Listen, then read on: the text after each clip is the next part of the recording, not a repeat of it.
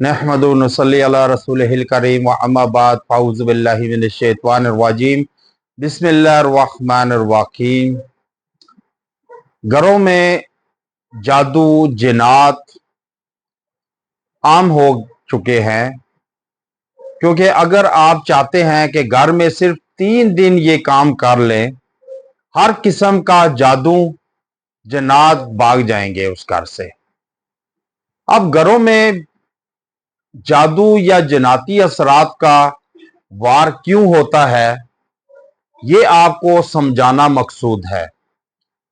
क्योंकि जिस घर में अल्लाह और अल्लाह के रसूल की बात नहीं होगी, कुरान और हदीस की बात नहीं होगी, अगर उस घरों में कुरान नहीं पढ़ा जाएगा या नमाज के पाबंद नहीं होंगे खवातीन, तो उस घर में जन्नात पनाह लेते हैं।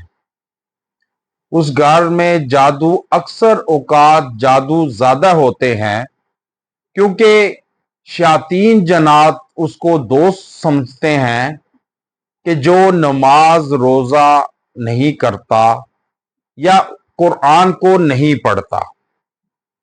अब जब कुरान को नहीं पढ़ेंगे, नमाज नहीं पढ़ेंगे, तो मुख्तलिफ किस्म की आफतों में गिरे रहेंगे, जादू में गिरे रहेंगे और जन्नात के असरात में मुब्तला रहेंगे।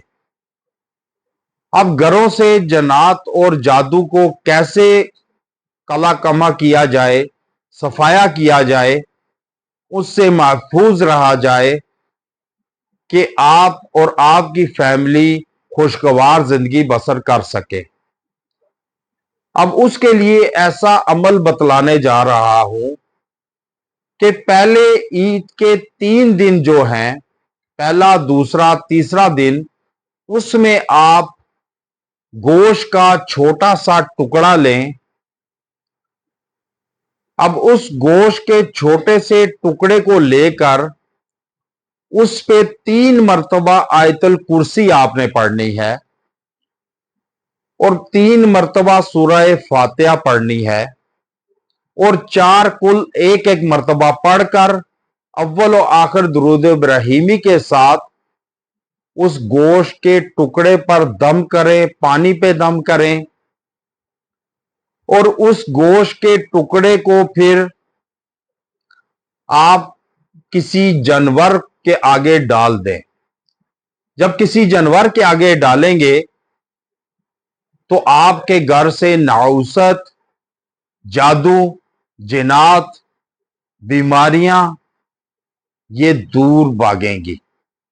आपके जिस्म से असरात ज़ाइल होना शुरू हो जाएंगे।